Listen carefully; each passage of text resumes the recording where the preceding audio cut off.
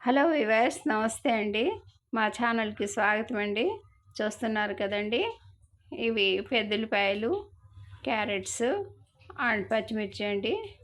ఇక ఇది దోసల పిండి అండి. మనందరికీ తెలుసు. బియ్యం, చాయ్ మినపగుళ్ళు 4 గంటల పాటు నానబెట్టేసి గ్రైండ్ చేసి ఉప్పుతో ఈ విధంగా తయారు చేసుకున్నామండి. ఇప్పుడు మనం క్యారెట్ దోశలు వేసుకుందామండి. మా వీడియోని తప్పకుండా తిలకిస్తారు కదా వ్యూవర్స్, తప్పకుండా తిలకించండి.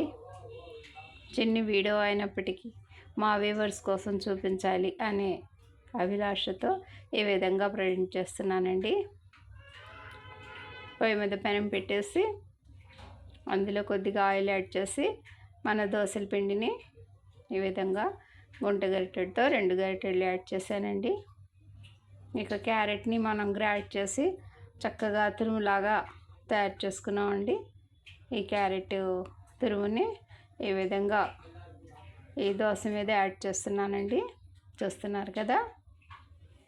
ఇక నెక్స్ట్ పెద్దలపాయని కొద్దిగా లాంగ్ పీసెస్ లాగా కట్ చేసి పైన యాడ్ చేశానండి. పచ్చిమిర్చిని 2 భాగాలుగా నిలువుగా కట్ చేసి ఈ విధంగా యాడ్ చేశానండి.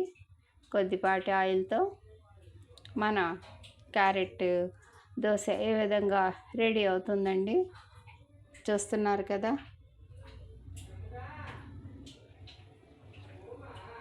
ఒకవైపు టర్న్ చేశానండి. ఈ విధంగా 2 నిమిషాల పాటు మన క్యారెట్ తురుము, పెద్దలపాయ, పచ్చిమిర్చి అన్నీ చక్కగా ఆయిల్తో దోశ పిండితో ఫ్రై అయిపోతాయండి. ఇక సెకండ్ సైడ్ కూడా ఈ విధంగా టర్న్ చేశానండి. చూసారు కదండి. వెరీ టేస్టీ, హెల్తీ మన దోశ రెడీ అయిపోయిందండి. మా ఈ చిన్ని వీడియో నచ్చితే బీబీ షఫికా సోనా హమ్లీ కిచెన్ షార్ట్స్ని లైక్ చేయండి, షేర్ చేయండి, మా ఛానల్ని సబ్స్క్రైబ్ చేయండి ప్లీజ్. మా వీడియోస్ని తిలకిస్తూ ఉండండి. బై అండి.